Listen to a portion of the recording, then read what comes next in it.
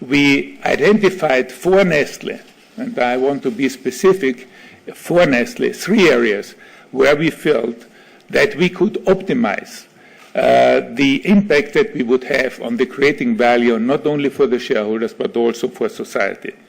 Well, in our case, not surprisingly, nutrition was on the first part of it.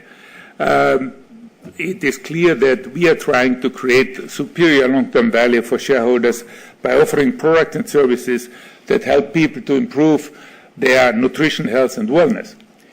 The second one was water, because water scarcity is a very serious issue in many countries of the world, and water is quite simply the linchpin of food security, of global food security.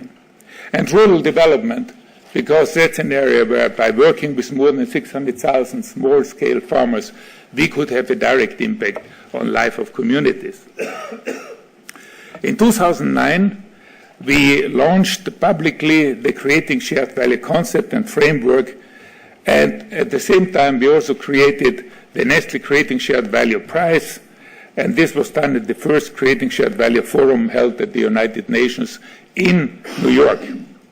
And at the same year we also created a council of external experts to advise the company on creating shared value, which is our Creating Shared Value Advisory Board, and I'm pleased to see that all members are here also today with us.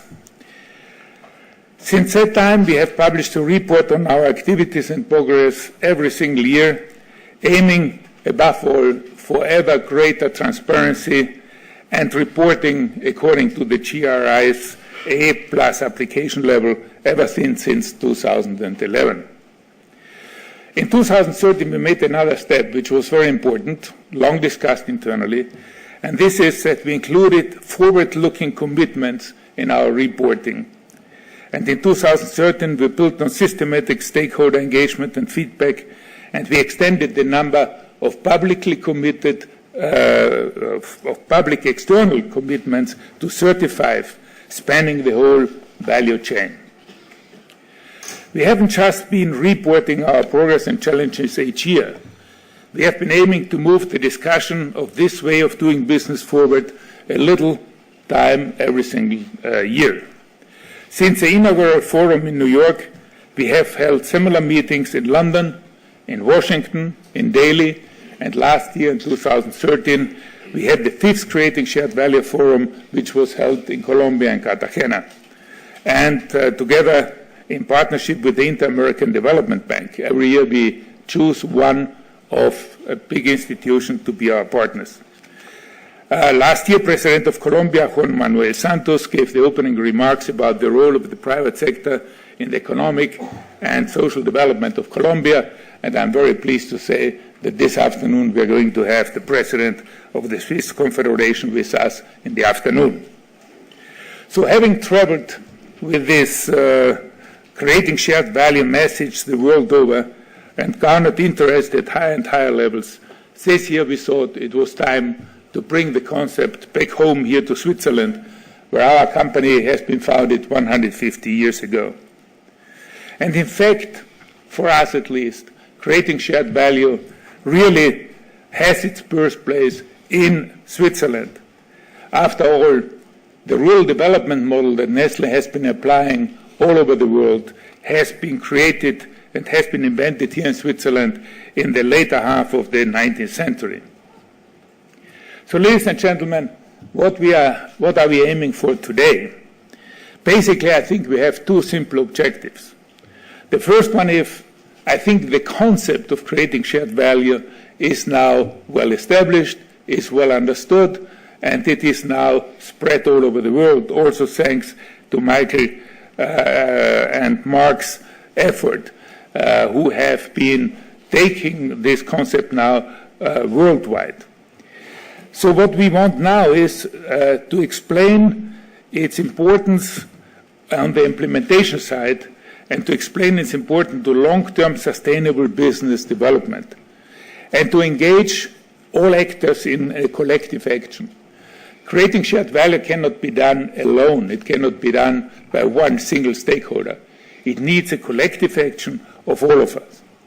And the second objective is to delve into 3 areas of focus for shared value, which are the 3 that I already mentioned, to explore some of the challenges and perspectives from the different experts in nutrition, in water, and in rural development.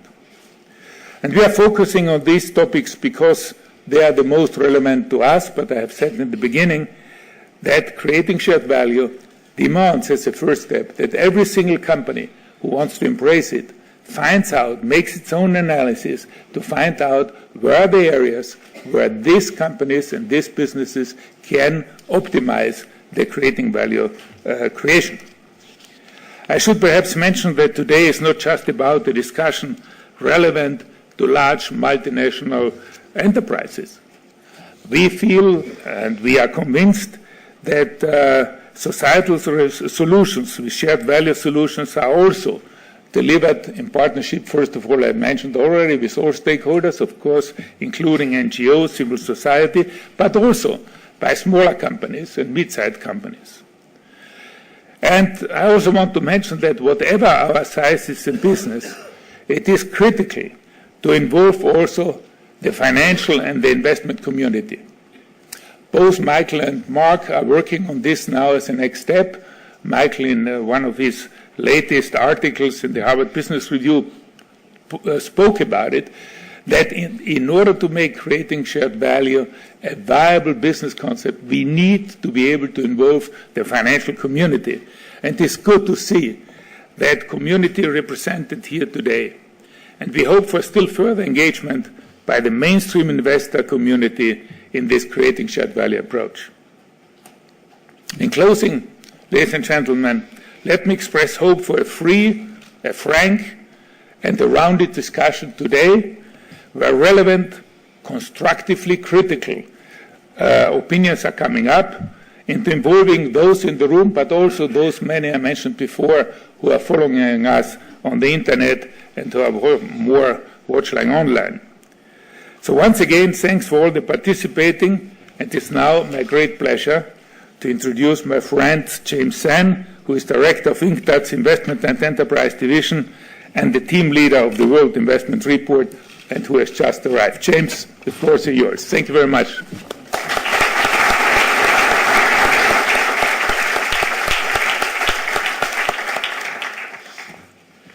Thank you very much, Mr. Brabeck. Distinguished guests, ladies and gentlemen, it is my pleasure to welcome you to this important event. And UNCTAD, the United Nations Conference on Trade and Development, is pleased to co-organize this very important event at this time where we call the new era of globalization and regulation. I would like to take this opportunity to thank our co-organizers, Mr. Brabeck, Mr. Balki, and his staff from Nestle, who have done excellent work in organizing this event. Today, we are here to talk about creating shared value. We will hear a lot today about what that means from the business perspective. I understand it that doing business that creates value for shareholders while at the same time creating values for the society as a whole. And there are many ways in which business can do to deliver both fronts. Then, what does UNCTAD do about it? What can international organizations do in this respect? I think we help governments build an enabling environment for business to create shared value. We do that in a number of ways in the case of UNCTAD. First, through policy advice. UNCTAD has formulated a new generation of investment policies we call the Investment Policy Framework for Sustainable Development. And such a framework will guide policymakers in formulating and implementing national and international investment policies to promote investment, facilitate investment, and regulate investment. It specifically aims to put inclusive growth and sustainable development at the heart of the efforts to attract investment and to benefit from the investment. Second, through technical assistance. Our investment policy reviews help a number of countries improved their business climate and strengthened their investment institutions. Our business facilitation programs aims to make administrative procedures for business and investors more transparent and streamlined. And our enterprise development program helps countries increase the benefits of foreign investment for local economies by supporting business linkages with SMEs and local entrepreneurs. In all these activities, we aim to promote the inclusiveness of investment and business, for example, focusing on entrepreneurship support on women, rural areas, or specific disadvantaged groups. Ladies and gentlemen, shared value today is becoming even more relevant for our organization. As you are aware, the international community is currently in the process of defining a set of shared sustainable development goals. The SDGs are intended to galvanize action worldwide through concrete targets for the 2015 to 2013 period for poverty reduction, food security, human health, and education, including also climate change mitigation, and a range of other objectives across the economic, social, and environmental pillars. The SDGs will be extremely ambitious. As a result, they will have a very significant resource implications across the developed and the developing countries. Estimates for investment needs in developing countries alone could be up to $4.5 trillion per year. At the current level of investment in LDC relevant sectors, developing countries faced an annual gap of almost $2.5 trillion. That is according to our analysis. In developing countries, especially in the least developed countries, public finances cannot meet all the resources demand implied by the SDGs.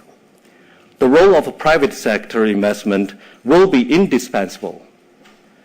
Creating shared value is therefore more and more about channeling private investment into the SDG sectors, activities, and projects that to help bridge the SDG financing gap and about maximizing the positive impact in the SDG sectors. In our 2014 World Investment Report, which came out in June this year, we launched an action plan for investing in sustainable development goals. We came up with 6 packages of transformative actions for mobilizing, channeling, and investing in SDG sectors and maximize the benefit and minimize the potential risks in this respect. This action plan focuses on the need for a global framework to promote investment in SDGs, and it proposes a range of policy options for encouraging and facilitating private investment in sustainable development sectors. For example, we propose a new generation of investment promotion and facilitation strategies and agencies. We advocate SDG investment development agencies to develop, market, and facilitate projects for SDG sectors, including preparing pipeline projects that both improved risk-return profiles and enabling the firms to produce goods and services that are accessible and affordable by the poor. We also proposed SDG-oriented investment incentives to restructure the current investment incentive schemes in many countries and towards the SDG sectors and to facilitate investment into those difficult areas.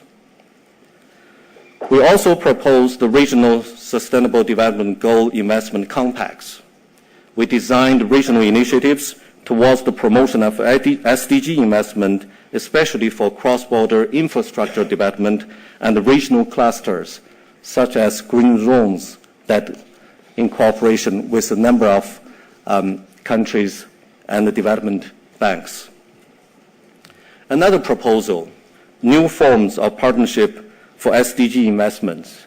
We advocate partnership between the outward investment promotion agencies of developed countries with the inward investment promotion agencies of developing countries, particularly LDCs, and including encouraging multinational corporations to join such a partnership in developing investment infrastructures in the poorest countries.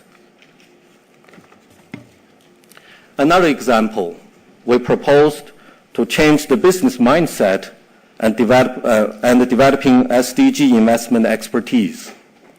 This could consist of a curricula of business schools that generate awareness of investment opportunities in poor countries and that it teaches students the skills needed to successfully operate in developing country environment. We are now having a network of business schools worldwide, particularly from developing countries, in developing such curricula and try to implement in different countries. You will not be surprised when I said that UNCTAD is developing initiatives in each of these areas now and putting into action. These ideas and many others will be topic for discussions at the next week's World Investment Forum in Geneva at the Palais des Nations. We'll have some 3,000 investment development stakeholders involved in shaping the policy frameworks that encourage and enable companies to create share values.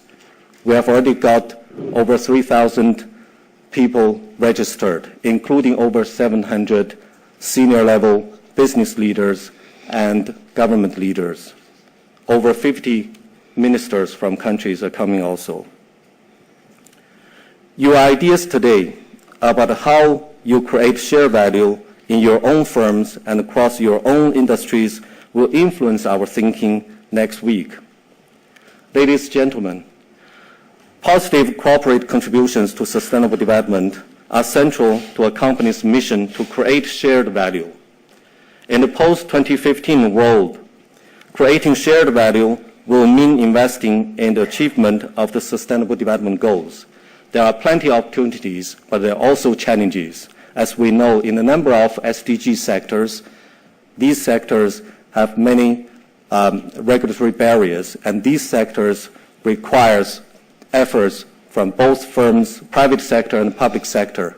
We need to ensure that we improved the risk-return profile for the firms. In the meantime, ensure that firms produce goods and services that are accessible and affordable by the poor. That is an enormous task.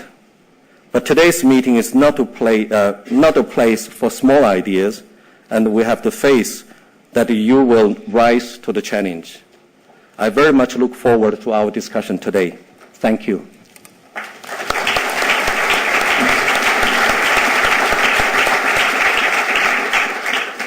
Thank you very much, James. Please take your place here. Thank you.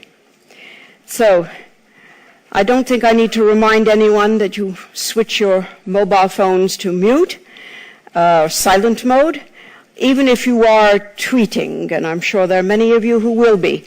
The Twitter handle for the CSV forum should be on the screens now, and they're also printed on your desktops. There is free Wi-Fi in the room. The network is called NConnect. The password is CSV Forum. It's all in one word and all in lowercase. And let me add my own welcome also to all those here and those of you who are watching online. We will be taking some of your questions and comments to the panels throughout the day. Our agenda today focuses on how to leverage the power of business to reduce poverty and improve health, protect the environment, and create a sustainable future. You should know that our discussions today will be completely spontaneous. They're not rehearsed, and there are no prepared speeches apart from those you just heard, and of course, President Buchalter, who will be with us later today. We will be opening, after our discussion among the panelists, we open questions to you and to those online. Those of you watching online can at any time post a question or a comment, either via the Ask a Question button on the webcast page or via the social media sites that are displayed on the screens.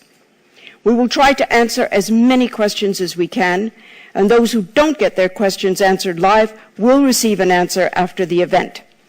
And for those of you here who are not connected to Twitter or Facebook, you are encouraged to record your thoughts and reactions during the breaks. There will be a YouTube booth with our video team situated just outside the hall. So now, we're going to begin with our first session, and it is a discussion which is vital to our considerations today. It will look at creating shared value, the changing role of business in development. And I'd like to call on Mark Kramer, Senior Fellow, CSR Initiative at the Harvard Kennedy School of Government, Arantxa Gonzalez, Executive Director of the International Trade Center, Rolf Souhairan, Chairman of Lonza and Chairman Emeritus of Holcim, Dominique Turpin, President of IMD, and Paul Bulcke, CEO of Nestlé. May I invite you to take your places on the stage.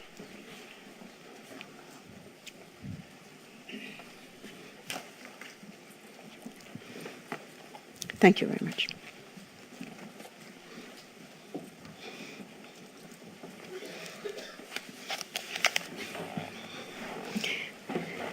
So hello to our first panel. We are looking at the changing relationship, perhaps looking forward also over the next years. There are quite a few challenges as well. CSV has sometimes been described as a long-term concept, a long-term strategy, and that somehow rather relies on continued growth for societies and for businesses with finite, some things are finite. Is this really possible? Can it be sustained? I think already Peter Brabeck brought up one of the issues that is a challenge. Do you think that investors, the financial community, and consumers really understand shared value behaviors in the companies that they support, their brands that are their favorites? And do you think there's any evidence that they reward such behavior? Or is this even an objective? And some critics have said that CSV may be nothing new. It may even ignore concerns over the environment or some sorts of societal impact. Maybe it's complementary to other things. So what makes it that different? I'd like to hear about that as well. I'm going to start with you, Mark. Peter Brabeck has already referred to the work that you and Michael Porter have done over the years. And the concept and the practice of shared value is, as has been said, becoming more and more well-known across the world in businesses and NGOs, even among consumers. But why is it still difficult for some people to see the connection between economic value and social objectives? Well, thank you, Maria, and it's great to be here. And indeed, I think that this concept of creating shared value has had just remarkable resonance in countries all around the world. The Shared Value Initiative that Nestlé has helped us launch has now had events in about 40 or 50 countries. We see NGOs and companies embracing it. But I do think that both consumers and investors are still struggling a bit to understand how this concept is relevant. I think in both cases there has been a conventional mindset that business does bad things, and that corporate social responsibility and the role of business in society is to do fewer bad things. Mm-hmm. And so I think consumers look at companies in their supply chains, in their behavior, in their environmental footprint. Are they minimizing those negative impacts? And investors think about what are the risks that companies face from environmental and social issues. But what's different about creating shared value, I believe, is the emphasis on creating new opportunity for business. That shared value is not just about minimizing risk, but is really about finding new products, new markets, new competitive positioning that enables businesses to grow and become more profitable because they take social issues into account. And that's what you think differentiates it from many other aspects of I do. I certainly think business and society? that's what differentiates it from a traditional view of corporate social responsibility. I think that there are different views of sustainability. I think that there are some very visionary views that John Elkington, for example, who's here today, has put forth that align very much with creating shared value. And I think there are narrower views of sustainability that are really just about the environmental footprint of a company that are actually much smaller than the vision that shared value brings out. Mark, it was referred to a little bit in the chairman's opening words. There is a disconnect today between society and parts of the business, not so much corporations, not so much those who are actually interfacing with the public, but certainly there's a disconnect with the investment sector. This is more difficult now for shared value to look at. But is there any part that shared value can play to reconnect? Oh, I think absolutely. You know, the question of whether social issues matter in investment analysis has long been debated. But it's been a very confusing debate because really the origins of this idea of thinking about social issues in investing were socially responsible investing 100 years ago. Right. And the idea was, you know, there's some industries, gambling, alcohol, tobacco, that are bad for society, and so as investors we don't want to invest in them. And that's fine from a social perspective, but it really has nothing to do with the economic performance of companies. And when you look today at socially responsible investing, it's a massive force. It's about 22% of all publicly managed investments, about $14 trillion. But the single biggest criterion is whether a company is doing business with Sudan or other repressive regimes. Now, from a social perspective, I can see why that's important. But for very few companies, if any, is this a material economic factor to their overall performance. And for very few companies, is it their biggest social impact in the world. And so there's kind of a misalignment between the social responsible criteria and what investors really care about. Let me just finally just change a little bit here. In one of the articles of yours that you have written recently, I noticed that you said that shared value is increasingly becoming the new basis of competition. Yes. Of competitiveness, rather. So how? Can you give us an example of what you mean by that?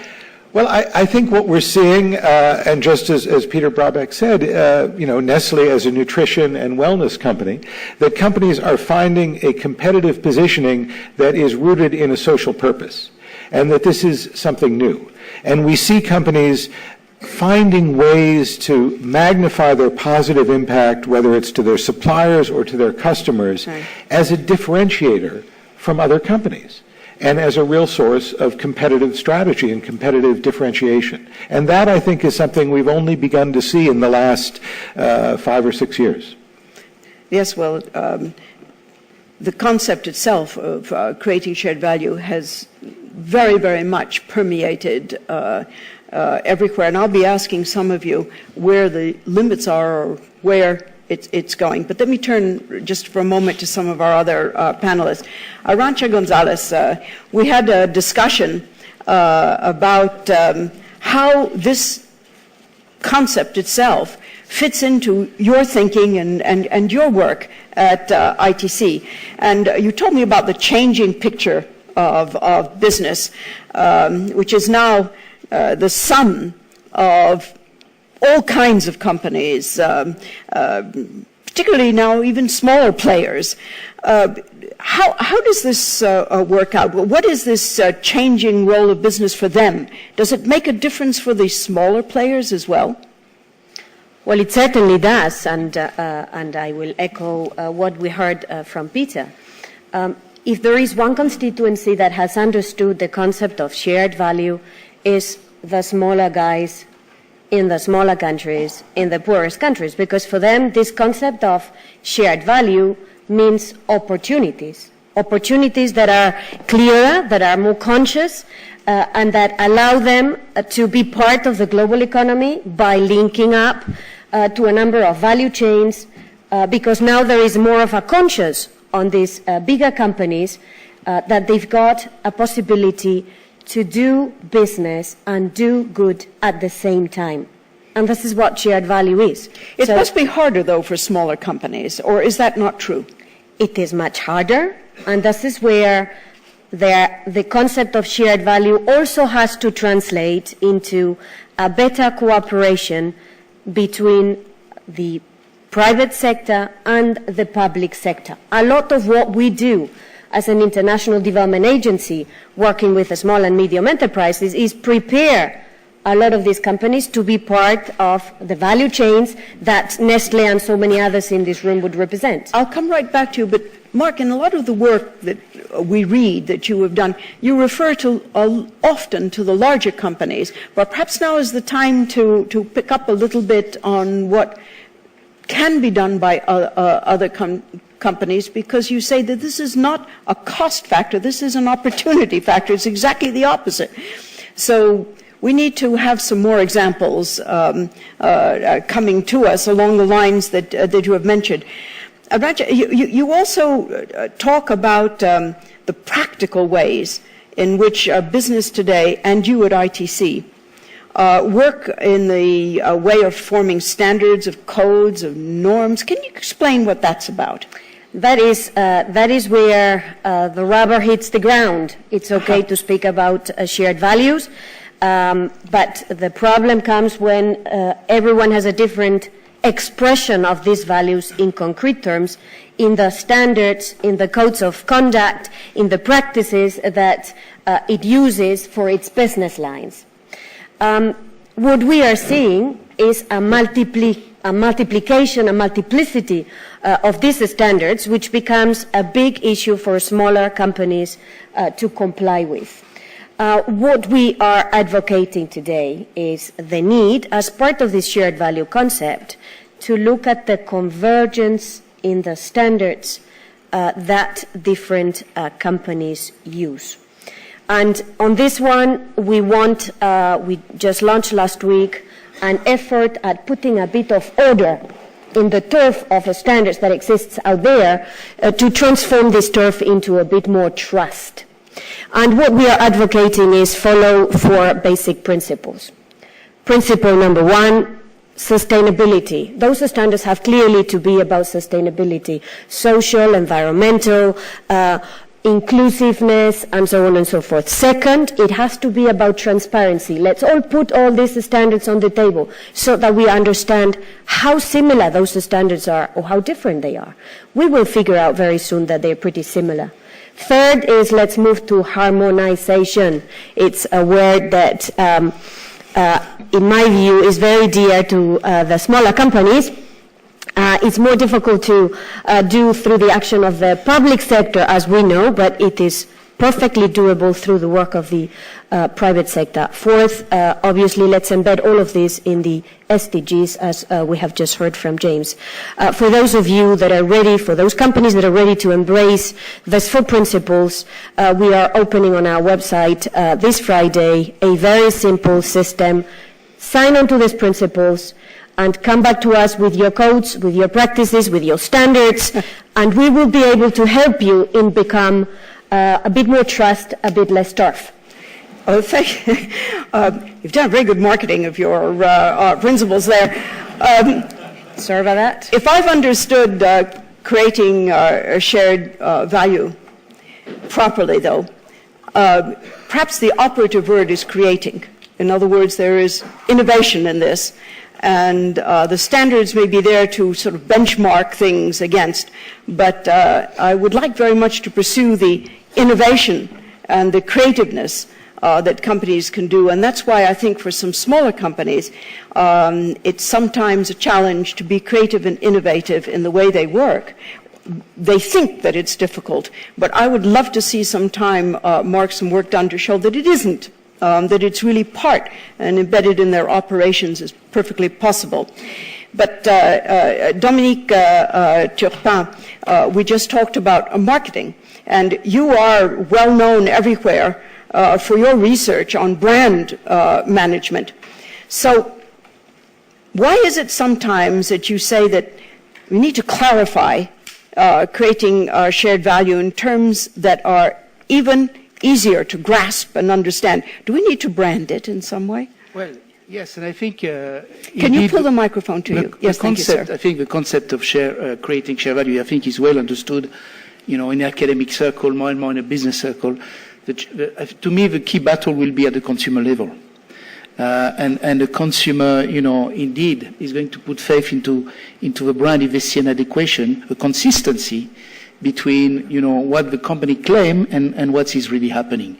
I'll give you an example. Walmart has been making great progress, on their ecology agenda.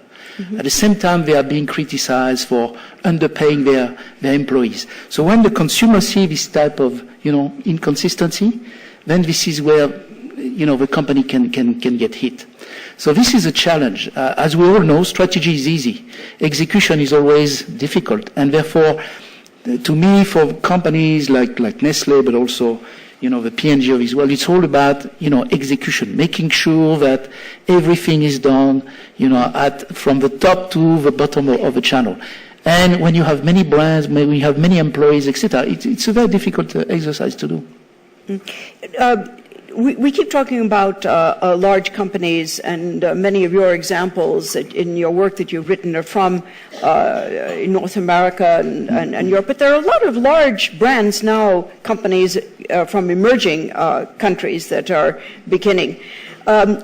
Is there some way that you suggest that creating shared value go global to them as well? Or are they catching on to this? Yes, but I think the world today is bombarded with so many messages, but I think it's very important to be, again, consistent in the message, have a very focused message, because focus, is likely to bring, I think, more impact to the consumer level. So you see, for example, P&G has embraced also this idea of creating share value, and they have decided that Pampers, one brand, would be dedicated to childcare.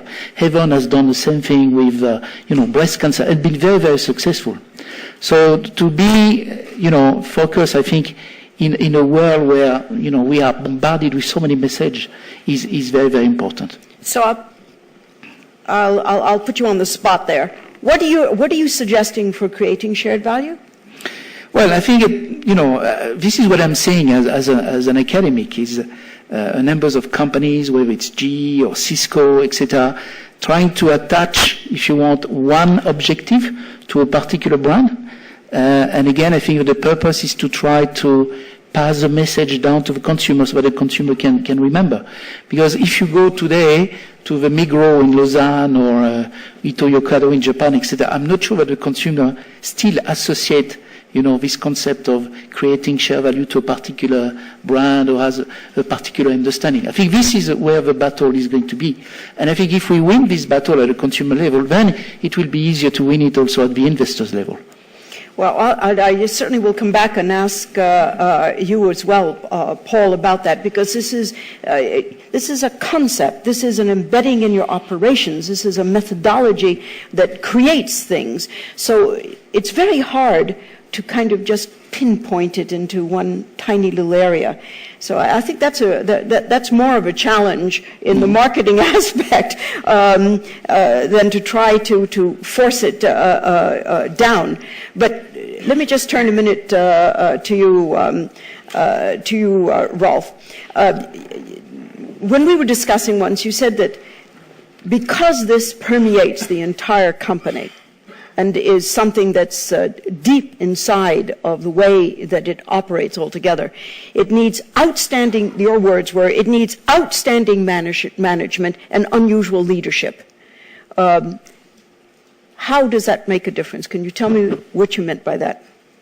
I think what it takes these days is not only to read John Elkington's books, but to understand it.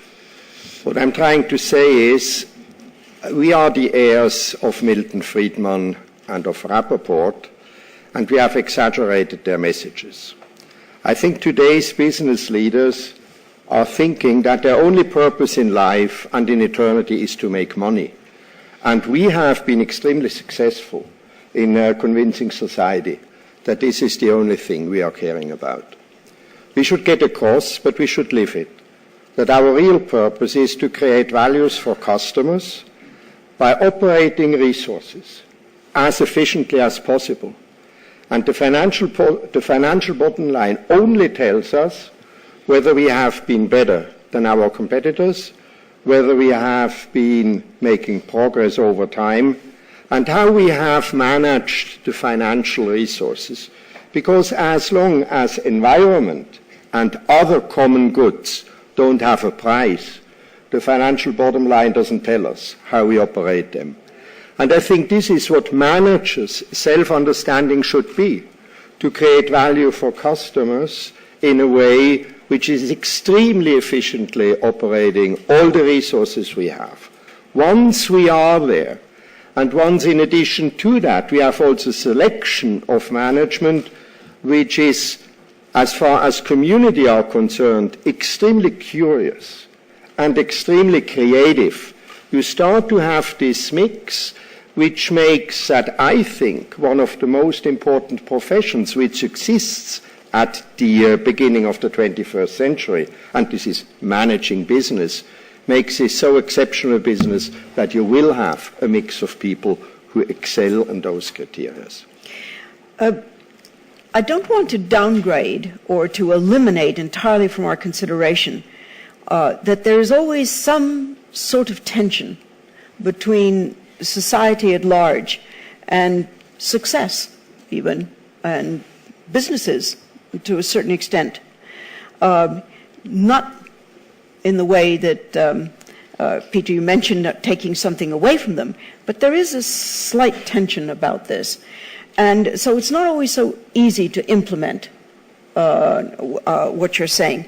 I'd like you to talk a little bit and to tell us how you feel when you say that creating shared value is extremely important because it keeps us alert to our responsibilities towards society. What did you mean by that? You know, you started alluding to this tension between success and society. If I look at the standings of Cristiano Ronaldo or Angelina Jolie in society, I don't see a lot of those tensions. I think the tension exists then when success is linked with responsibility at large extents.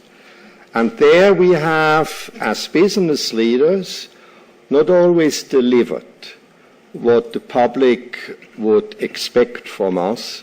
And this is perhaps on 2 or 3 levels. One is we have not shown that we understand what society's needs are. And the second is that when we have understood, we have badly communicated.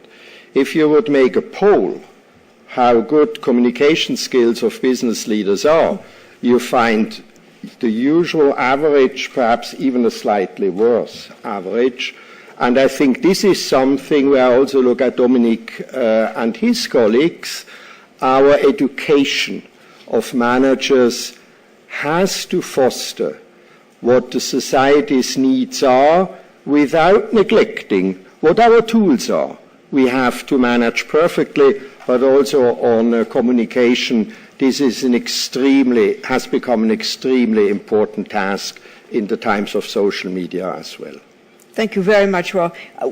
I'm going to ask you in a minute to think if there are some questions you want to ask each other before I turn to our audience and online. But first, Paul, the name of this session is Changing Role. What will be the relationship between business and society over time? So a question I have to you is, has the role of business in society, does it really need to change? And why? Maria, I think the title is actually a provocation per se, because the changing role of business in society is actually inducing thinking that there's no change in the role of business in society. What we have to get is, again, the awareness what economical activity is in society, and it has always been a positive force. Economical activity has always been is a driving force in society that has elevated society where it is today. The problem of today is that being an affluent society, and specifically in the western part, we alienated somewhere the population, people from that activity in a negative way. And the financial crisis didn't help because there again, the short-termism, the me now instead of us tomorrow, has got the upper hand. So it was not a financial crisis. In my eyes, it was a value crisis. And so, and what creating shared value does is actually, it is a term, a concept. It's not a product that you can sell. I feel sometimes creating shared value is like a new concept. Let's go and sell that. And it is not. It is just a fantastic way of explaining, of combining the what companies do, economical activity does, with the how. And the how, to explain it simple, in my eyes, when a company goes about its activity in a perspective of long term, the long-term perspective on things is prevailing. It's the common denominator of creating shared value. And you combine that with values. The values. We should not mix up also creating shared value and values. Yes, but exactly. The values being, if you would, like I speak for Nestle, our values, our culture, if I would have to say it in one word, it is respect. If you think about it, respect for the other, respect for yourself, respect for the future generations, sustainability comes with that, respect for diversity. So if you combine your economical activity in perspective of time, long term, with respect, and your goal for success means a profit. A profit is a fuel for the future. Whatever you do should create value for society, wherever in the value chain. Now, Nestle has defined where do we intersect with society more deeply, and that is nutrition, water, and rural development, because of our existence, what we are all about as a company. Other companies have to define that for them, but it is a fundamental way of getting back to basics. I would say forward to basics. It is a fundamental way of going about business. It's a fundamental way of being successful as a company and as part of a society. And we spoke about small companies, big companies. Doesn't have to do with size. The bigger companies do have more visibility and impact per se because of their size. But if you speak about the smaller companies, or even the bakery and the corner, he's waking up 4 o'clock in the morning and creates something for society. He gets an income. He may have somebody somebody who learns the job.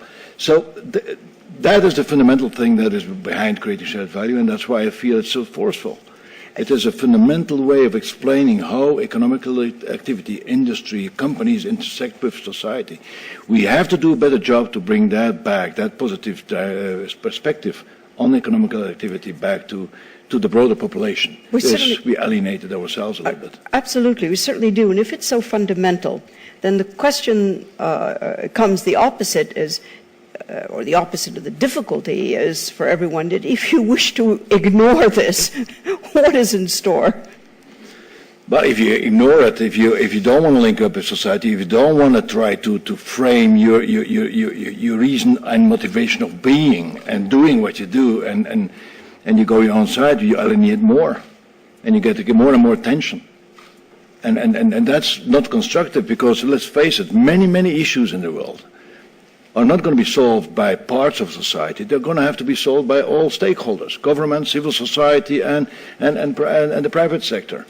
And if you alienate, and you by alienation, you create distrust. Distrust is not the right attitude for collaboration. I think there is fantastic opportunities, fantastic problems and issues that have to be solved together.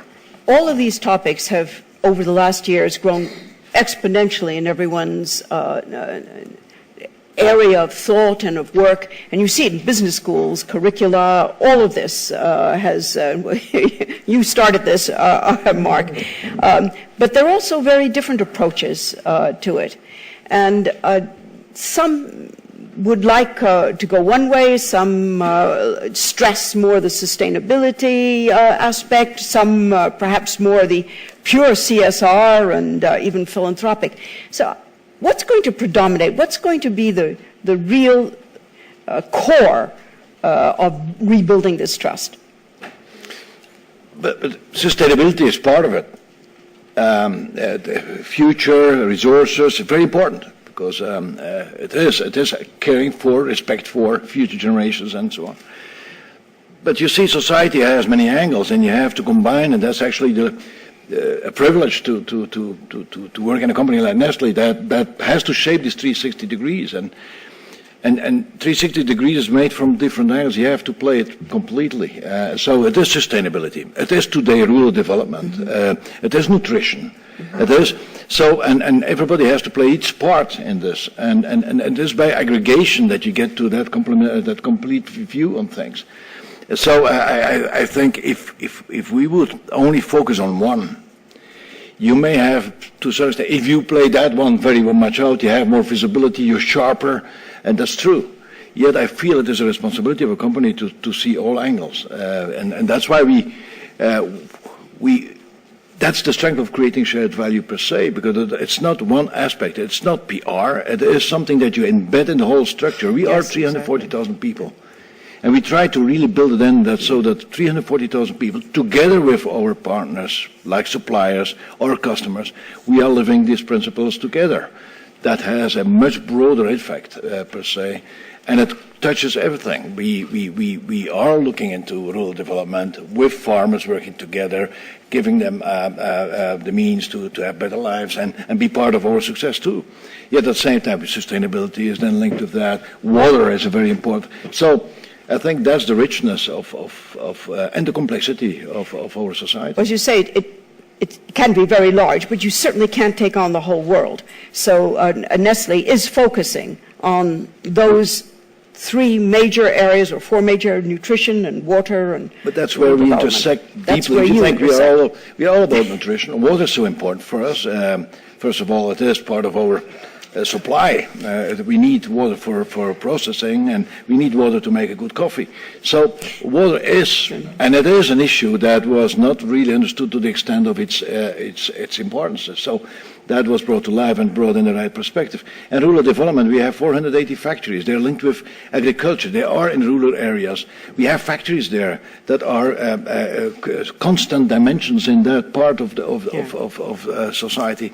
So that's why we said let's focus on these three where we really can and work. Now, it's not Nestle alone again. We have a size, we have a certain visibility, but in perspective of things, we are small. It's by adding up, by aggregation, with other companies and with society at large, with political and governments and all that you really bring that difference over time. Yes, but it's also because you are so important, your imprint on many of these areas is so important that, let's face it, creating shared value has become also adopted and known in many large companies as well. I'm going to ask you now if you have any questions for each other or comments to continue, and then I'm going to come to some of these questions that are starting from online. Ralph. You said, Maria, you cannot take on the whole world. That's right. And Paul replied that, yes, they are focusing on three issues here in these industries. If you would have a similar forum with the construction industry, you would see that they are undertaking huge efforts to bring the concept of sustainable construction across totally different priorities. Yeah. Still, it's about 35 to 40% of the CO2 emissions which are linked to the human habitat. So you would see that there are things happening which are focusing on other areas and priorities which are important. And if you would have the healthcare industry, the traditional pharma industry, despite everything, you would see how they try to focus anyway on some illnesses which are badly taken care of, etc. What I'm trying to say is, it is good that business starts to understand that business is more important than business alone. We bear a responsibility for the world we are part of. What I see, however, is sometimes even a certain complex of inferiority. Business people, perhaps because they have beaten up so often, or perhaps they are not prepared, I do not know. But there is a kind of pudeur to talk about visions what we could do together in order to bring the world to a better place and the brand name Homo sapiens finally to be something more than a good branding of what we are not. You see what I'm trying to say? Yes. But this is, I think, what is currently happening. You could organize many, many fora where you would see that business starts to understand that they have something to contribute. Thank you very much, Rob. I was just going to add. Mark, you have many examples. Come on now. Oh, sure. But I think that, it goes to this essence of the changing role in business and society, that it's not just that business refrains from doing evil, but that it can be an active player in solving social problems. It can do it and must do it with government and with NGOs, but it doesn't have to wait for them to take the lead. And so we see examples like Novartis in India creating the healthcare infrastructure to reach 80 million people that had no access to medicines before and opening a new market for themselves. We see GE developing 100 new products, $20 billion in revenue around more energy efficient products and products that bring healthcare into remote areas that couldn't afford traditional healthcare medical devices. We see so many examples of companies doing this.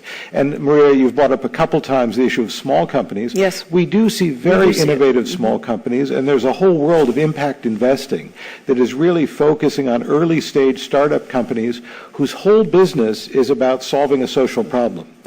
But for us, the reason we emphasize the large companies is, as Paul has said, the scale of impact that they can have.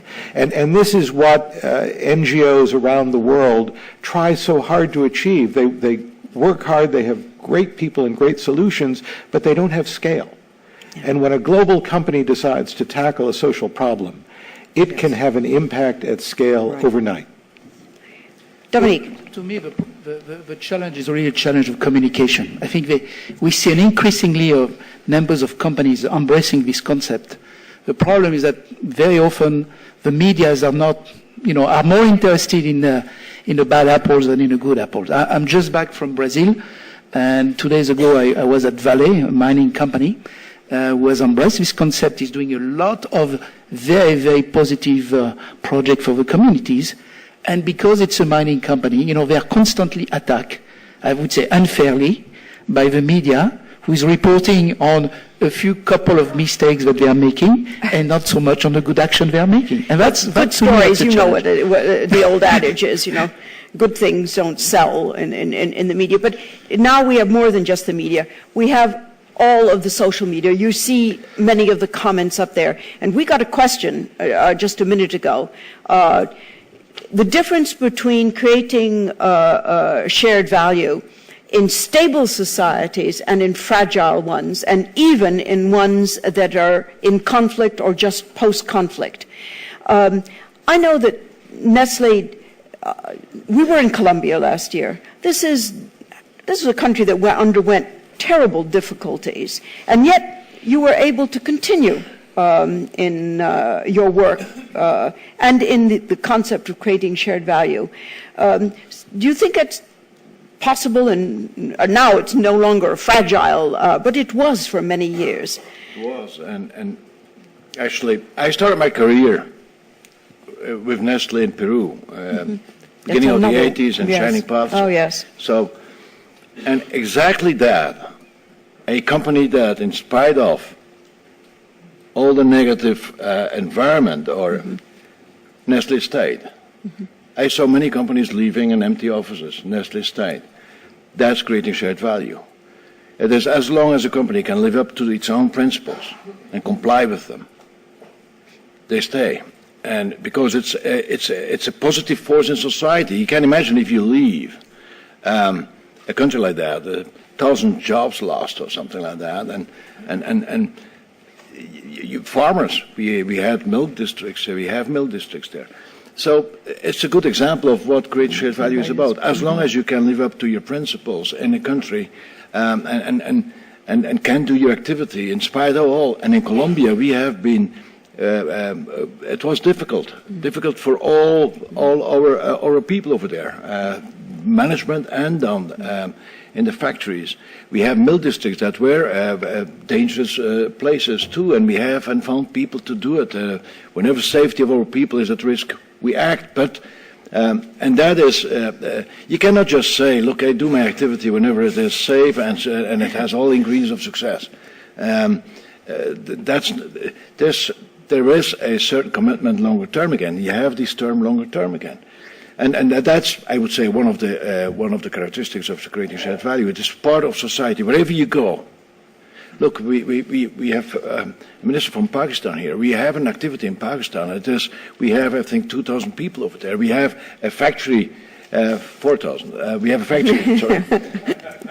I could hardly believe it when I was there a few weeks ago. So we have a milk factory that has over 150,000, almost 200,000 farmers bringing everyday fuel. Now, it is a place with certain risks, but it is to be part of that. I was there. I gave a town hall. You see our people and how they react, how they're proud to be part of a stabilizing dimension in a country. What is more stabilizing in a country than successful economic activity that creates product and services, etc., and it creates income, stability. So that is actually one of the best examples. The same thing in Colombia. No, that's Colombia. Maria, Keep this in mind, by the way, panel. This question. Keep the one you've done a minute. We'll come back to it, please, Arantxa, and then I'll go to the audience. I want to take this question of Yes. what's the difference between shared value in post-conflict countries than in stable societies, because this is a lot of what we do. And I'll tell you Yes. where the difference lies. The difference is in the risk. Post-conflict societies, fragile states, are considered to be too risky very often for a lot of companies to operate in them. So what is it that is necessary for companies to go in these countries? Is a more intelligent blending between public support, development support, and private sector development. Let me give you an example. Post-conflict country in sub-Saharan Africa I visited 4 months ago. Size of France, amazing fertile land, incredible water, 15 tractors. Okay, why is it?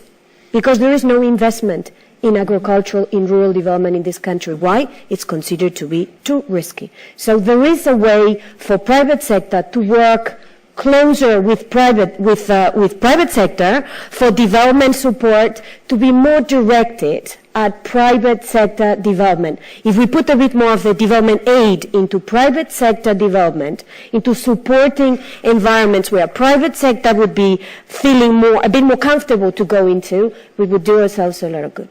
Thank you very much, Arantxa. I saw Anne Veneman outside, and you're in the hall. I can't see very well with the light. And where are you, Anne? Oh, you're right there. Thank you. Anne Veneman is a former executive director of UNICEF, and I was just thinking of you when we were talking about some of the more fragile areas. This is something you know well about. But please, can you give us some of your thoughts about working in difficult circumstances?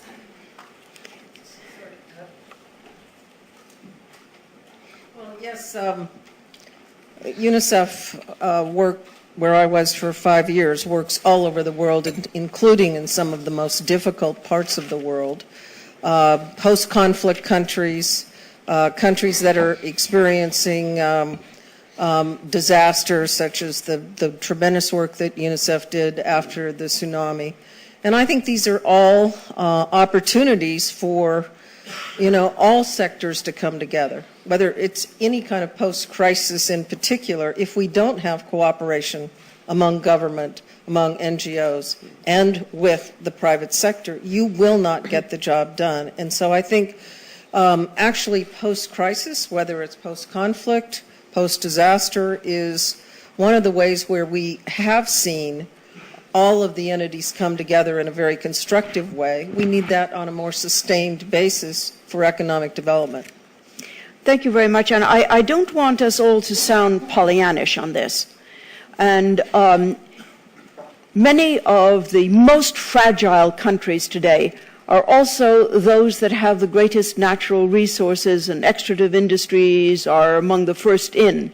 Among the last in are those that serve, even financial services, that give access to people in difficult areas.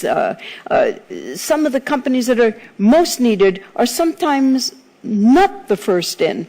And I must say that here, Paul and Peter, over the last years, you have told us so often about this idea that your basic work of a very long-term view has been extremely helpful in what you would call fragile areas. That the shared value concept has helped to, I don't want to say embed, but has helped to concretize these long-term views in difficult areas. Can you give us an example other than what you gave in Peru? Has it just not worked? Sometimes the government's not been working closely enough with you, or do you find that you can manage this even if it is really a fragile society? First of all, I mentioned wherever we can live up to our principles and have our people in a safety environment and etc. We can operate. We should not be conditioned 100% on what government give us or not give us. Right. But there's a framing that should ensure safety for our people. That's a minimum that we own them and that we can live to our principles. And if you see that, look, we had a factory in Syria. That's a good example for that was running until a little bit earlier last year, way into the conflict, and we had people. We are a very decentralized company, yes. So we have people there. It was a young man, our market country manager, managing it in a very dedicated way to keep that factory working. 350 people had their livelihood linked with that factory. We had actually 300 people also in commercial services and all, 600-700 people in Syria, until they blew up the factory. Then you start to see the limits. You cannot rebuild the factory. There's no whatsoever environment for putting one stone on another. So we continued paying for a year the people because we felt maybe that's going to blow over, and it doesn't. It's much longer. We still have 100 people there. We rewired the whole supply chain to other factories in the region, etc. But we're still there to a certain extent. Again, for the same reasons. It's 100 people that are our employees of Nestle, and they're selling products, and they're selling products that are expected to be there. Do we do that because we are? No, we do it because it's intrinsically how we operate. It is a long-term perspective. It is seeing how it is a competitive advantage to a certain extent to be able to do that. It is linking up with consumers in a permanent way. Brands don't have to fail during a few years not being there. So again, it makes sense. It makes, actually at a certain extent, it makes long-term thinking business sense. We have short-term intensity. It's not a matter of long term. In 20 years, we're going to be successful. You have to be successful today, too. But it should never jeopardize your long-term perspective on things. We had a question before. I'll read this one because many of you may want to answer it, and I'll come to you, Rolf. Many believe public-private partnerships are effective to tackle complex challenges. What do they look like? And I think here, everybody talks about public-private partnerships. Yes, that's the one I want on. Thank you. And public-private partnerships are not what sometimes happens, which is that the company is a contractor for the government in a project. That's a partnership, yes, but I don't think that that's what's meant by it. So if you have any ideas on what it should look like, please keep that in mind and answer it. And also, if you could look at this one, Paul, which asks about 62% of companies cite customer demand as the primary driver for sustainable development. It's they who demand it. what are Nestle's plans? They look at the other way to inform society of its own. It does all the time, if I'm not mistaken. And is collaboration with partners important in Nestle's market? I'll leave that one. Comes from somebody in a very large company as well. And I'm going to come to all of you as well. In the meantime, Rolf, you wanted to say something, and Mark, and please answer any of these questions. How can shared value help reconnect investors and society that you would like to? Rolf. We are talking about shared values, shared interests, shared projects, but there are things which cannot be shared, and where we should call a spade a spade. And one of those spades is public safety. Public safety is not the responsibility of business. It is exactly what partially describes fragile societies. Yeah. And I think we should insist as a business community on the obligation of governments to guarantee public safety and, on a second step, good government, lack of corruption, etc. As long as this first criteria, safety, is not given, you will have only a limited interest of business to go there. This might be heroes or it might be crooks. You have this mix of businesses which go very often in those areas. I'm a Swiss with some Belgian genes, so I'm by definition not a hero. And what I'm trying to say is, I think with all insistence on shared projects and visions, safety is the primordial responsibility of governments. And as long as governments are not capable of doing this, the business community will hesitate, and they will not come for medals. No, but nevertheless, there are many businesses that, look, I agree with you, Rolf, but you cannot wait for an entire good governance structure to be in place and full safety. I mean, even in our own very developed societies, there are parts of it that are questionable or difficult sometimes. You cannot build a factory in Somalia neither now. You cannot. Some maybe. Might be. Not sure. A short reaction on that. As a concept, that's right, what you said. Practically, it's very difficult to live upon because certain situations may evolve from safe to unsafe. What do? Run away? Come back? So there is a lot of gray area. I said also, whenever we can live up upon our values, principles, and the safety of our people and assets are secured. What is that? That's a subjective area. Yet at the same time, there's a little bit of an inducive dimension there. Safety normally is also a result of a healthy economy or a healthy economical activity. So if whenever you have that gray area fading into the gray area, you take the economical activity out, you spiral out to a more unsafety. So I feel it's a lot of judgment to be given to that. I mentioned my start early in Peru. Well, I can tell you we had to change how we went to the office. It was not an easy place, but we had the minimum of safety secured, so and it works. So there's a little bit of. I'm fully Belgian, so I'm not a hero at all. So, but I lived in Peru, so and I'm still there. About the Belgians. That's not right for them to say that about them. That's very nice. Yes, no, absolutely not. Look, we have several questions that have come to us. This one from Accenture, who should know something about this problem. Does media just focus on finding bad news about business? Yes. Are positive messages less attractive commercially? Yes. Dominique, please say no. I wish I could say no. I mean, you just have to look at the image that, the business community has. It's not always positive, unfortunately. The great thing is that, of course, a lot of companies, a lot of top executives have very good intention, but they are not necessarily well publicized in the media. I tend personally to believe that, media like to look at, stories that are controversial, that can sell papers.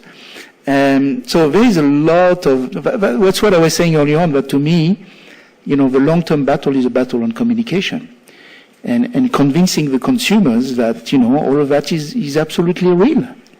Well, this is your field, Mark, very much, and the reconnecting of investors and society. Go ahead. Sure, but I actually just wanted to respond to Dominique, because I think one of the interesting things about creating shared value is that while it can help confer a positive brand image, that's not what it's all about from beginning to end. If Nestle is increasing the productivity of smallhold cocoa farmers that supply the company's cocoa, right, whether consumers know about it or not, that is a benefit to Nestle. Dominique mentioned Walmart. Well, Walmart is saving $3 billion over the next 5 years from its energy-saving improvements. If consumers know about it and like it, that's fine. If they don't, they've still saved $3 billion. So I think a part of the value of creating shared value as an approach is it goes beyond just reputation and brand and whether consumers care, and say these are real business issues in the value chain and the operations of the company that we've missed because we weren't paying attention to the social and environmental aspects of our business. And by focusing in on those, we can run our business better.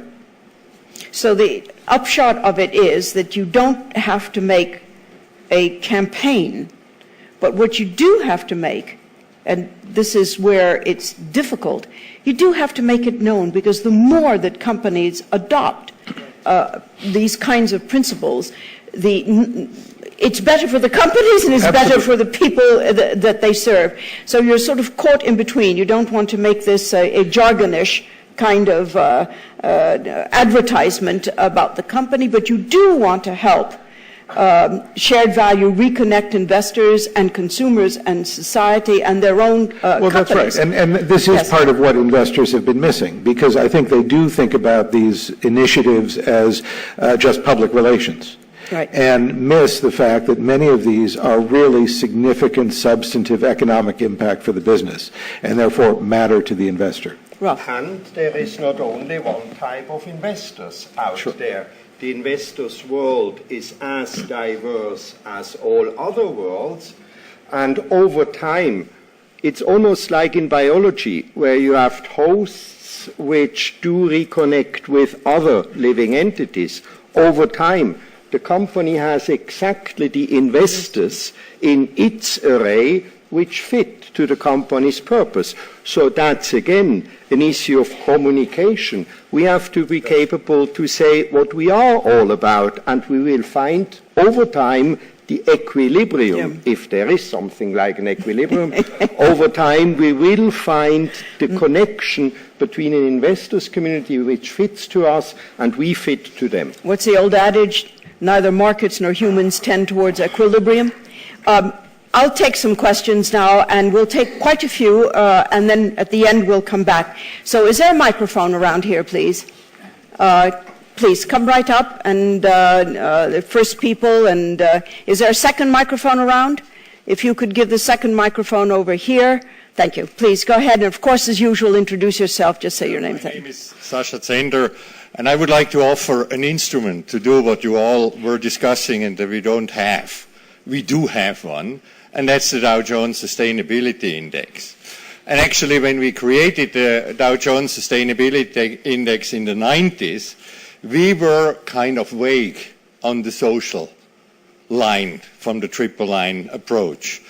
We didn't really know what it was. We kind of looked whether the people in the companies do education, hire and fire. Right. That was it about.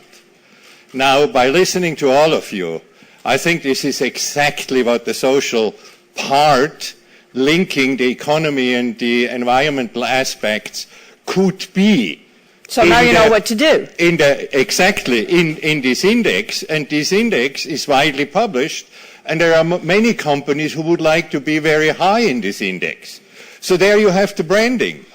I think if we do that, we can actually make this sustainability link into it, building in this entire question of the creating the share value as one of the important pillars of our future.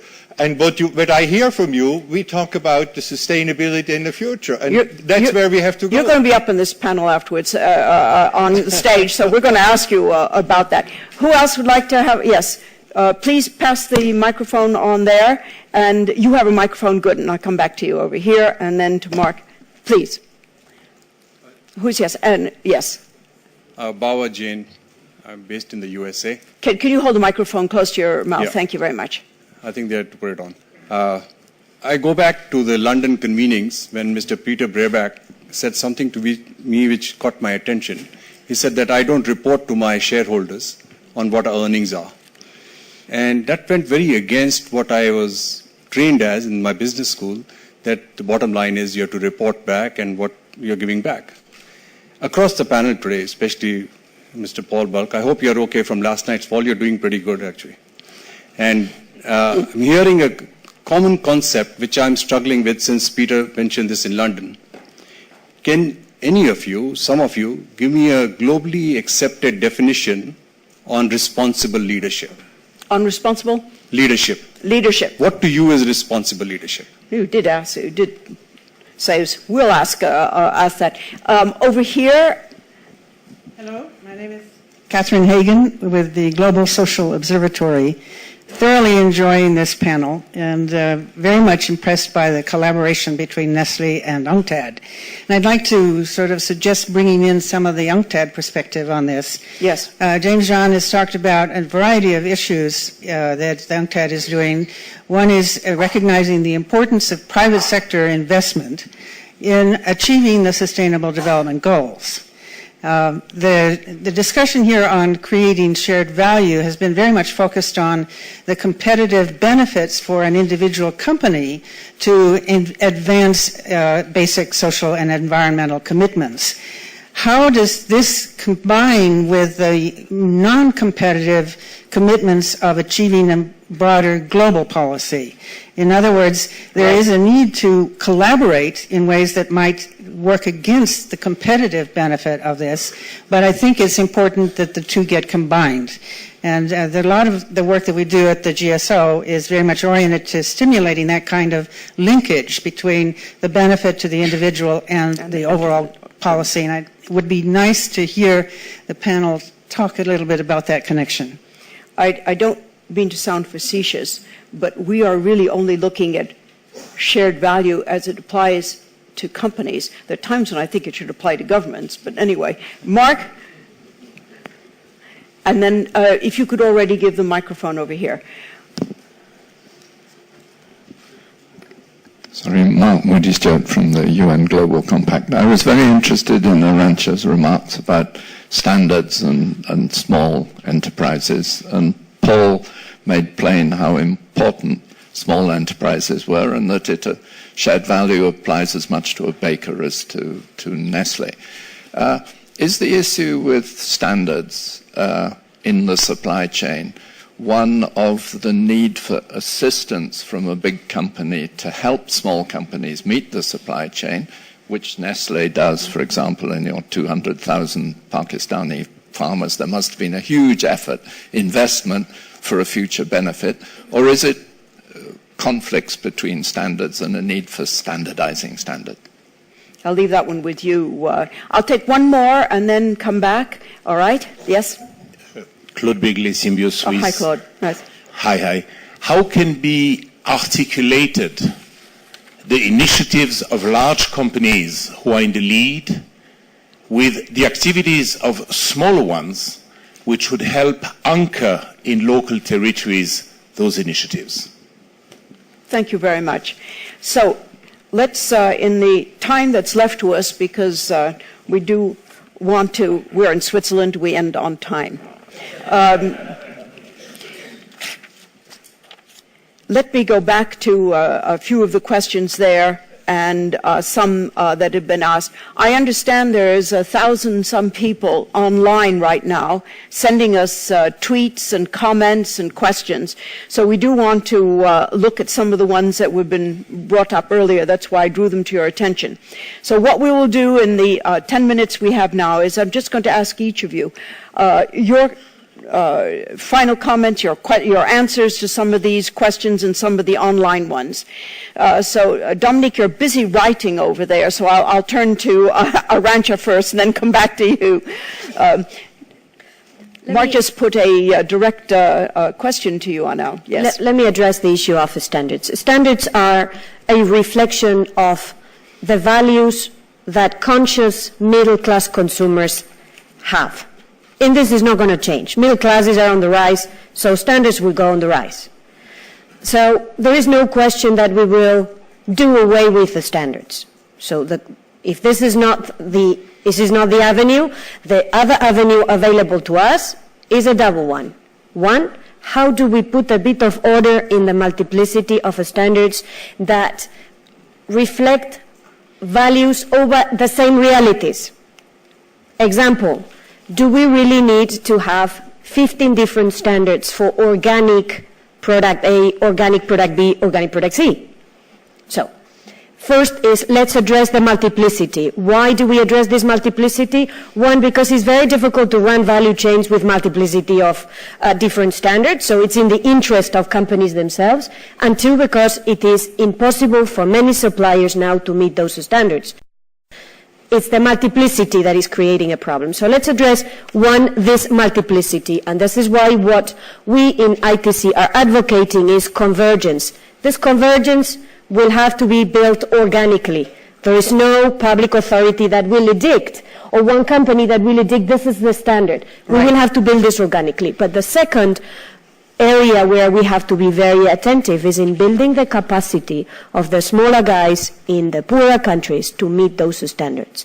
So it's not a question of doing away with the standards. It's about bringing up the ability of companies to meet those standards. And this is a great area for a public-private cooperation. Exactly. So on this one, Maria, if I may, this private-public collaboration, what size, what shape does it take? Multiple shapes. No one size fits all. I'm very eager to look at the expertise that the private sector can lend to a public organization like mine. I'm very eager to use the private sector as the market for the smaller guys. So multiple ways to cooperate, but no doubt we will have to move in that direction. We have another question here. We think in silos: business, government, academia, water, health, agriculture. How can creating shared value build bridges better? This coincides with some of the other issues. There was another question that if shared value is so intuitive, I'm not sure it is intuitive, but if it is intuitive, why is deep adoption difficult, hard, and slow? So here they are. I'm going to leave you each to, in the few minutes that's left, to answer perhaps just one of those questions that we've been asked. Dominique. Well, I would say that, again, as an academic, I think that this concept is increasingly well adopted by the business community and the public. So I think this is a very good news because, as we all know, the public sometimes is skeptical about, what the business community is doing. The second thing is that I believe that indeed it's a very long-term journey and that communication at every level is going to be very, very important. This is a way to bridge, I think, these different communities. And third, I think we must see from the corporate world and business and government, I would say, consistency in action, both at the individual level and at the corporate level. Ralph. One question was asked, how does this between large and small companies, how can we build bridges where they benefit? I would like to stress one element which we should see. It is that large companies have the advantage of being also of symbolic value. And this has an enormous impact. A Tata symbolizes something, and I say it with all due respect, Peter Brabeck, with a lot of his commitments, has had an impact also on small companies. This is the advantage of large companies because they are seen. And we do just with the existence and with speaking out and giving it a face, we do have an impact without having to organize this all the time. When they do it then, like Bulke said, with these large communities of milk farmers and so, the better. But already the symbolic impact is an enormous one. A very interesting point. Mark? I totally agree with that. I wanted to respond to the comment about the Dow Jones Sustainability Index, because I think that too gets at one of the differences with shared value. As Paul and Peter have said, for Nestle, shared value is about just three things. For some companies, it's about only one thing. But it's about finding the critical social issue, or a very small number of them, that really matter to the competitive success of a company. Most of the sustainability rankings are looking at a very long checklist of items. And from the question of, is this good for people and planet, that's right. You should look at everything that's involved. Right. But from a corporate strategy point of view, the question is, what are the one or two things that really matter to your success? And so we see that companies that are really embracing shared value are not always at the top of the Dow Jones Sustainability Index. And companies that are really good on the checklist sustainability don't necessarily have a crisp competitive strategy rooted in shared value. So that, in my mind, they really are quite different, both important, but quite different. Thank you very much, Mark. And there were quite a few questions for you, Paul, and perhaps I'll leave the last word then to you. But actually, we can discuss later. I don't see this quite different. We actually at Nestle say creating shared value is based upon, first of all, a layer of compliance, because that's a minimum. And you don't create value if you don't comply. To start with, sustainability is the other layer. And that's a long-term common denominator. And then you have creative shared value, but it embraces also compliance and sustainability. Actually, we could call the Dow Jones Creating Shared Value Index. It would be better. And then you have it all. But then by having it all, you start to be blurred again, and then it comes to the question that if it is so intuitive, why is it it is intuitive and not so intuitive. It is a fundamental thing. It's the how you go about your activity, the how about business. It's much easier to define what, because then we go to, we need KPIs, the what. The how is much more complex, and that's why it is a little bit more. But it is creating shared value for me is the strength of it. It embraces a fundamental way, an awareness of what economical activity, what your company is in society. And that's why we focus on three areas. That's true, because that is what our company is close to and where we have more intersection with society, but it doesn't limit it to the three. We have a lot of dimensions in our factories or in our commercial areas that are different from these three elements per se, but that we want them also to understand how they are intersecting with society, and it should be over time positive. So then this multi-stakeholder, the Creating Shared Value Initiative, why is it that it doesn't take longer to have? I think it is a fundamental distrust that we have been speaking about, this alienation of economical activity from society. People are living their lives with a certain comfort, happily, in some markets, in some countries, and they're alienated from what brought that dimension, the engine of society. And it is our job to bring it back to a certain extent. Creating shared value is a good concept, or framing it well, so that's a good way of connecting with society again and positively the economical activity. And I think also leadership, and it was spoken about responsible leadership, that's a very dangerous place to start discussing. We can do that. What is responsible? What is leadership per se? And that's fantastic, and fill quite a few other books then. But I feel what leadership has to do, or whoever, and bigger companies do have a voice. They have a presence that goes beyond what they physically are.